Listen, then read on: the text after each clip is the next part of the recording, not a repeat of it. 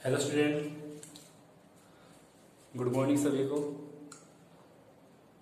जैसा कि आप देख रहे हैं कि ये कंटिन्यू मेरा जो क्लास है वो चल रहा है ट्रिग्नोमेट्री का।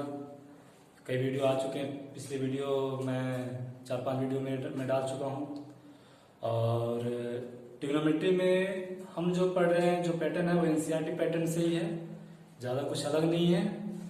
क्योंकि 10th क्लास के लेवल तक या 10th क्लास में जो बच्चे इस समय हैं, जो अगले साल 10th क्लास का एग्जाम देंगे, वो अच्छे से जानते हैं। उन्हें उनके जो स्कूल के टीचर्स हों, सभी जो अनुभवी लोग हैं, जो बड़े घर में बड़े भाई बहन हैं, वो सब उनको बता चुके होंगे। उन्हें पता होगा कि 10th क्लास में एग्जाम के व्यू से, सीखने के व्यू से तो कुछ भी हो सकता है, लेकिन एग्जाम के व्यू से एनसीईआरटी का बहुत ज्यादा इंपॉर्टेंस है। एनसीईआरटी में से क्वेश्चंस आते हैं, तो एनसीईआरटी आपके लिए जरूरी है, उसे आपको सॉल्व करना ही है। इसके अलावा अन्य जो बुक्स हैं, रेफरेंस बुक्स वगैरह मार्केट में हैं, उसे भी आप सॉल्व कीजिए। इससे आपके नंबरों में बढ़ोतरी होगी। नंबर तो बात ही बात है, ज्ञान में बढ़ोतरी होगी, और ज्ञान बहुत ही जरूरी चीज है। उसके बिना जिंदगी दूभर है। आप कल्पना भी नहीं कर सकते कि जिंदगी कैसे हो सकती है। आज जो हम पढ़ रहे हैं वो पिछली सीरीज का आगे वाला भाग है। पिछले क्लास में हम अनुपात के बारे में पढ़ चुके थे, और त्रिकोणमितीय अनुपात,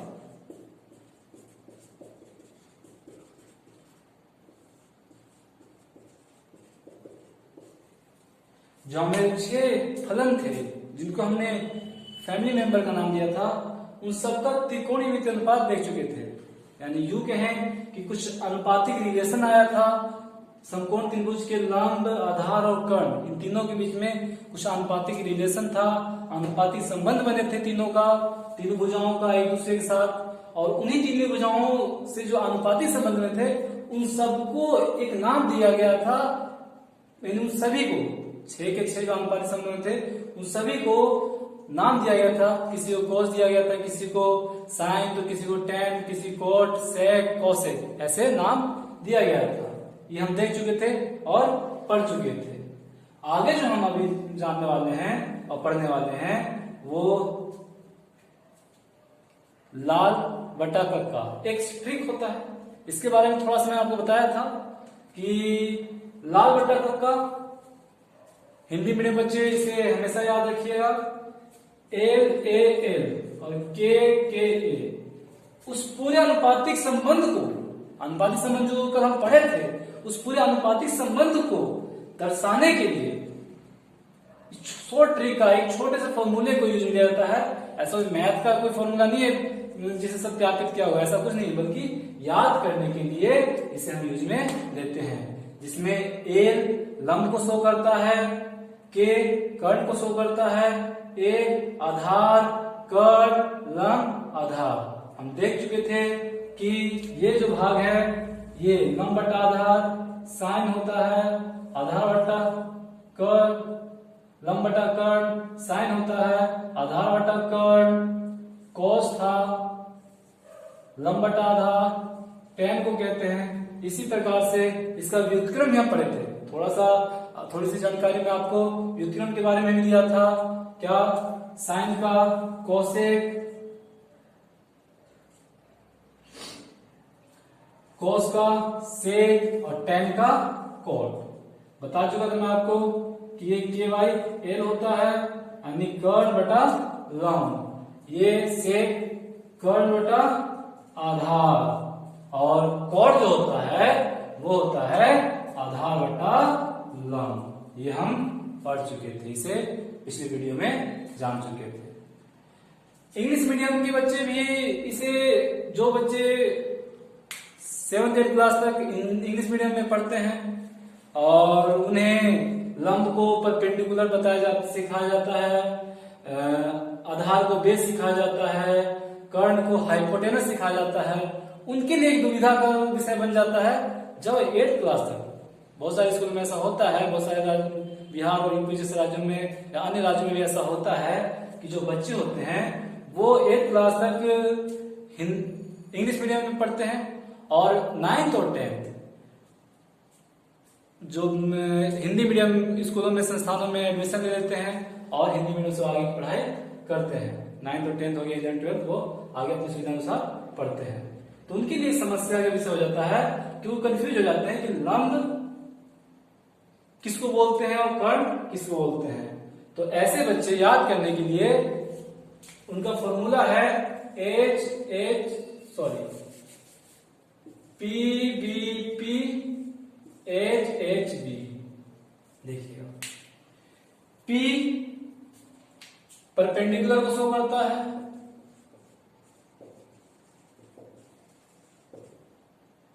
B बेस को शो करता है और H हाइपो को शो करता है, हाइपोटेनस को शो करता है।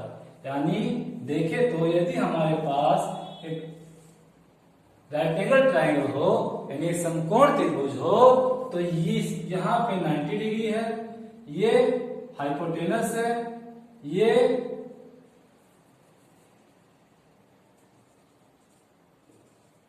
बेस होता है और ये यदि ये थीटा है तो, यदि यह एंगल है तो यानी इसके रेस्पेक्ट में, इस एंगल के रेस्पेक्ट में ये बेस होता है। क्योंकि हम जान चुके हैं कि समकोण त्रिभुज में बेस और परपेंडिकुलर आपस में चेंज हो सकते हैं। तो इस एंगल के रेस्पेक्ट में ये बेस हो गया, थीटा के रेस्पेक्ट में ये बेस होगा और इस एंगल के रेस्पेक्ट में ये बेस होगा, लेकिन इस एंगल के रेस्पेक्ट में ये परपेंडिकुलर कहलाता है।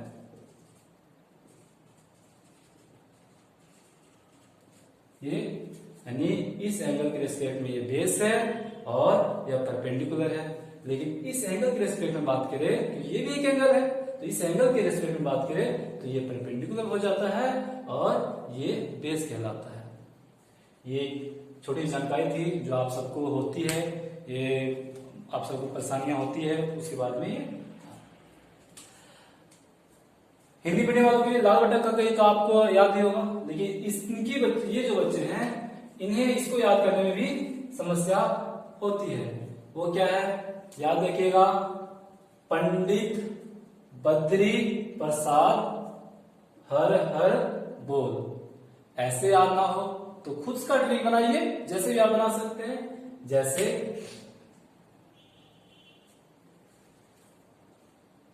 पढ़ता है, जैसे पढ़ता है, बोलता है, बोलता है और पढ़कर बोलता है। फिर से देखिएगा, पढ़ता है, बोलता है, पढ़कर बोलता है। तो ऐसे भी बना सकते हैं, यानी आपकी इच्छा के अनुसार। और भी कुछ बच्चे ऐसे भी हैं, अक्सर स्कूलों में जो बच्चे हैं, या फिर अक्सर कुछ बच्चों को ये भी बताया जाता है याद करने के लिए, उसे याद करने के लिए। जैसे देखिएगा, PBP HHB, तो PBP मतलब पाकिस्तान बीमार पड़ा, हिंदुस्तान हरा भरा।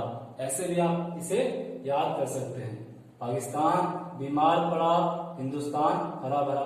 केवल याद करने की व्यू से है, ऐसा नहीं कि आप किसी देश की निंदा कर रहे हो, ऐसा कुछ नहीं है। बस केवल याद करने के लिए आप ऐसा सोच सकते हैं। लेकिन सबसे ज्यादा अच्छा ये होगा कि आप PBP HHB याद रखें, थोड़ा सा रट जाए तो, ताकि आपके माइंड में सेट हो जाए। क्योंकि उसमें भी आपको लंबे लंबे वाक्य बोलने पड़ते हैं तो माइंड में सेट नहीं हो पाता है, पर ये याद हो जाएगा। और लाल बट्टा करके के लिए तो ये आपको बताया जा चुका है। अब और देखिए और क्या गलतियां करते हैं बच्चे, वही मैं बताऊं आपको।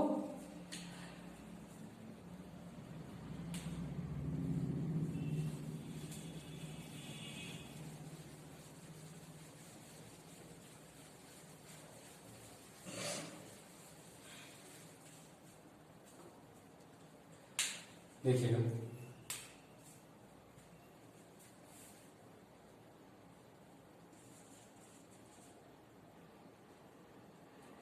कोसेक ए, इसको मैं स्क्वायर कर देता हूं, कोसेक स्क्वायर। तो इसका मतलब यह है कि कोसेक स्क्वायर ए। कोसेक स्क्वायर हुआ तो इसका मतलब ये हुआ कोसेक स्क्वायर। जब भी मैं ऐसा लिखूंगा तो इसे ऐसे भी लिखा जा सकता है, यानी इस पार्ट को आप ऐसे भी लिख सकते हैं। लेकिन बच्चे क्या करते हैं कि वो सोचते हैं कि नहीं ये ऐसे भी लिखा जाएगा। ये गलत है, ये गलत है। चाहे ऐसे लिखना, ये भी गलत है। यानी कहने का मतलब ये है कि किसी भी फलन यानी जो साइन कॉस टेन उसका जो स्क्वायर रहेगा, होल स्क्वायर रहेगा, आप उसे ऐसे लिख सकते हो, ऐसे लिख सकते हो। लेकिन आप यूं कहो कि ऐसे लिखोगे या ऐसे लिखोगे, ये गलत होगा। यानी साइन थीटा स्क्वायर रहे तो इसका मतलब ये हुआ sine square theta. Sine theta square है तो इसका मतलब कभी भी नहीं होगा कि साइन थीटा स्क्वायर हो या साइन स्क्वायर थीटा स्क्वायर हो, यानी किसी भी कीमत पर ये कभी नहीं हो सकता। ध्यान रखिएगा, साइन थीटा स्क्वायर है तो साइन स्क्वायर थीटा है। जब हम पढ़ेंगे साइन थीटा स्क्वायर के बारे में या साइन स्क्वायर थीटा के बारे में, तो सबसे ज्यादा जो सुविधाजनक है और सबसे ज्यादा जो व्यवहारिक है इसे लेना आसान होता है। इसी को यूज में लिया जाता है इस ट्रिग्नोमेट्री में। क्यों? क्योंकि इसमें ये ब्रैकेट आ जाता है तो ये लिखने में थोड़ा सा जोर आने की वजह से तो इसको इस प्रकार से लिखा जाता है। ये आपको बताया जा चुका है, ऐसी गलती मत कीजिएगा। सभी में ऐसा नहीं कि केवल साइन और कोसेक के लिए, सभी में ऐसे ही है। टेन में भी है, कॉट के लिए भी है, यानी सभी जितने भी फंक्शन है, जितने भी फैमिली मेंबर्स हैं, उन सब के लिए ऐसा होता है। आज जो मैं आपको बताने जा रहा हूं और जो आज हमारा मेन टॉपिक है, जो थ्योरी का जो मेन भाग है, वो है व्युत्क्रम संबंध कह सकते हैं, त्रिकोणीय पांचों का व्युत्क्रम संबंध या रेसिप्रोकल रिलेशन भी इसे कहा जाता है या व्युत्क्रम आनुपातिक संबंध भी इसे कहा जाता है। देखिएगा कैसे।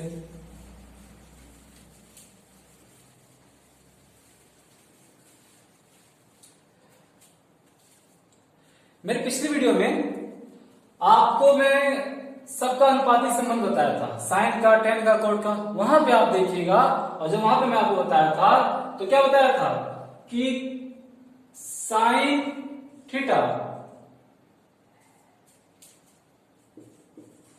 लंब बटा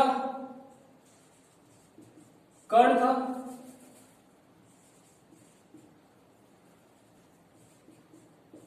साइन थीटा लंब बटा कर्ण। याद है कि यहाँ थीटा यूज में ले रहा हूं, थीटा की जगह कोई एंगल है। ये क्या है? एंगल है। बहुत बच्चे अभी भी इसको कुछ गुणनफल में मान के सकते हैं, ऐसा नहीं है। ये एंगल है, मैं यहाँ पे कुछ भी ले सकता हूँ, ए भी ले सकता हूँ। ये केवल एंगल को शो कर रहा है। आपके मान को रिलेटेड भी आप लिख सकते हो, कुछ भी लिख सकते हो, ये केवल एंगल को शो करता है। तो साइन थीटा लंब बटा कर्ण इक्वल टू, इसे आप एल बटा के भी लिखते हो या पी बटा एच भी लिखते हो, जैसे आपकी इच्छा है आप लिख सकते हो।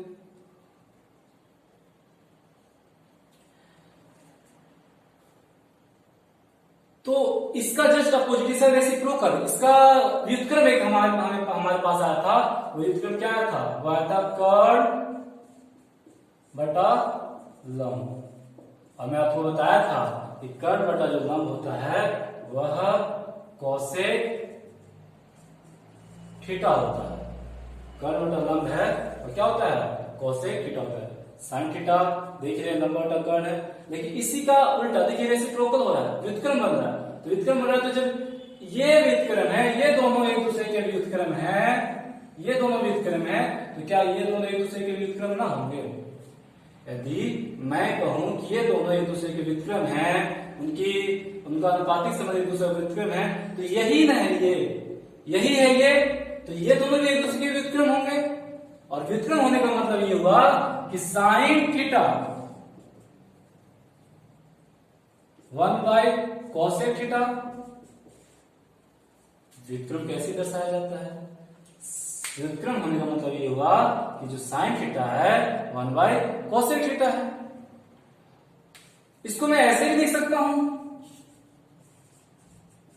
कोसेक थीटा इक्वल टू 1/साइन थीटा। ध्यान से दीजिएगा, मैं कह रहा हूं यहां से हम जान चुके हैं कि ये दोनों एक दूसरे के व्युत्क्रम है, तो ये भी एक दूसरे के व्युत्क्रम होगा। और जब ये दोनों एक दूसरे व्युत्क्रम होगा तो व्युत्क्रम को हम ऐसे ही लिखते हैं। पिछली क्लास में आप व्युत्क्रम को लिखना जानते होंगे कि इसी पर से व्युत्क्रम दर्शाया जाता है। जब ये व्युत्क्रम है तो क्या कोसेक थीटा 1/साइन थीटा नहीं होगा? ये दोनों एक दूसरे व्युत्क्रम है, तो यहां भी एक दूसरे व्युत्क्रम है। अब देखिए यहीं से एक और रिलेशन निकालते हैं।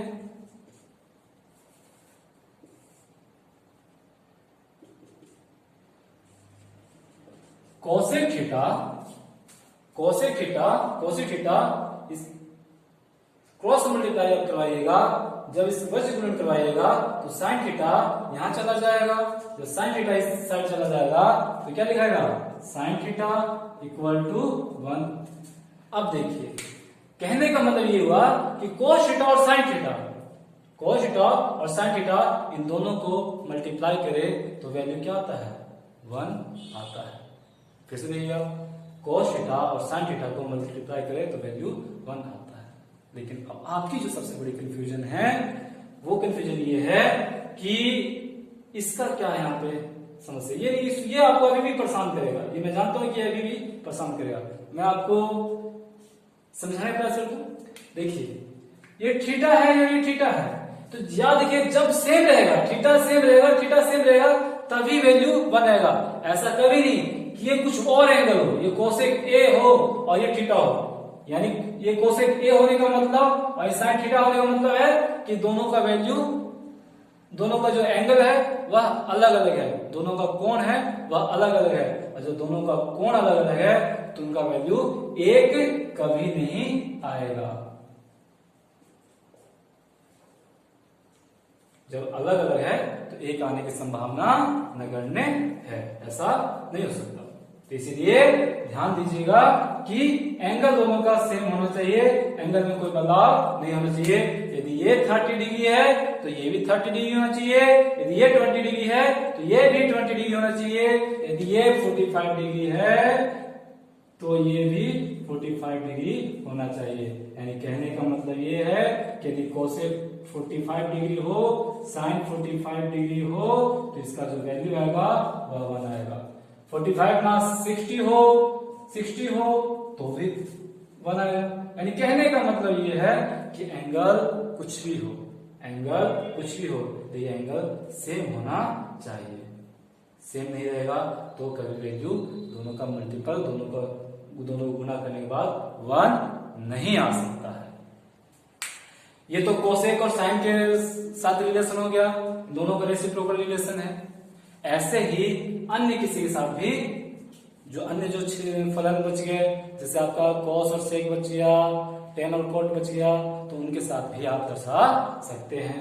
मैं आपको लिख देता हूं सबके क्या है, सबका क्या है सो, और आप एक समझने के लिए, मैं आपको समझाने के लिए समझा चुका हूं, इसी प्रकार से उन सबका है। ध्यान दीजिएगा,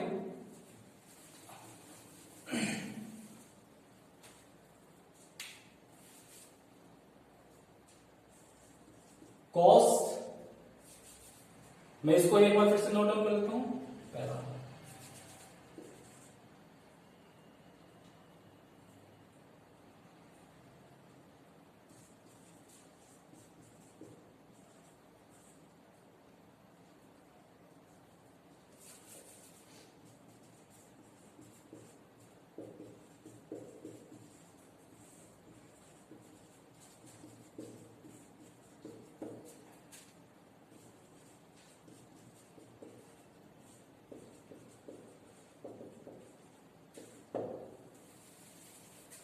सबसे पहला मैं आपको पहले कह चुका हूं कि सबका जितने फंक्शन है, सारे फैमिली मेंबर, सबका एक नहीं किसी न किसी तरह से रिलेशन है। देखिए संबंध, मैं आप संबंध दर्शा रहा हूं, सबका संबंध बता रहा हूं एक दूसरे से।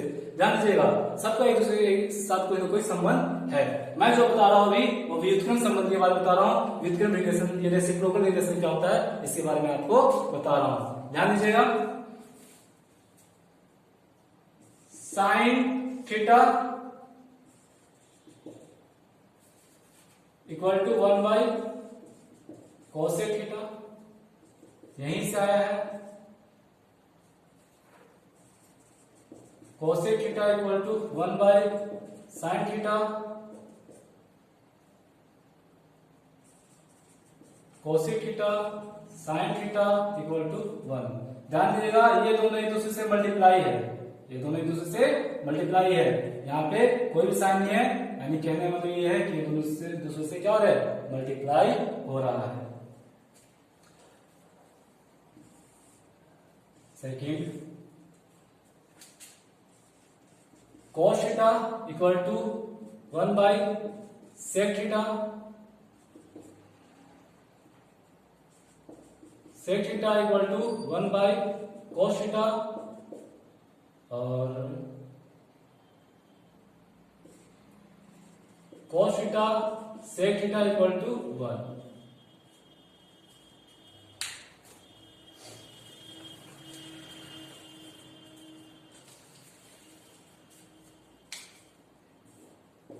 तीसरा है tan theta equal to 1 by cot theta, cot theta equal to 1 by tan theta, और cot theta tan theta equal to 1। उम्मीद करता हूं कि आपको ये समझ में आ गया होगा।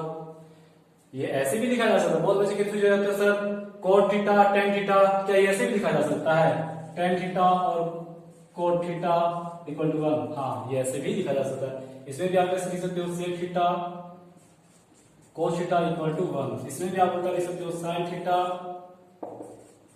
cosec theta equal to 1। आप इसमें भी ऐसे लिख सकते हो, यानी इसमें कोई वो कंफ्यूजन नहीं होना चाहिए क्योंकि मल्टीप्लाई है, मल्टीप्लाई तो लिखा जा सकता है। यहाँ भी मल्टीप्लाई, यहाँ भी मल्टीप्लाई है, ये भी मल्टीप्लाई है, मल्टीप्लाई मल्टीप्लाई जो गुणनफल है इसमें कोई बदलाव नहीं होगा।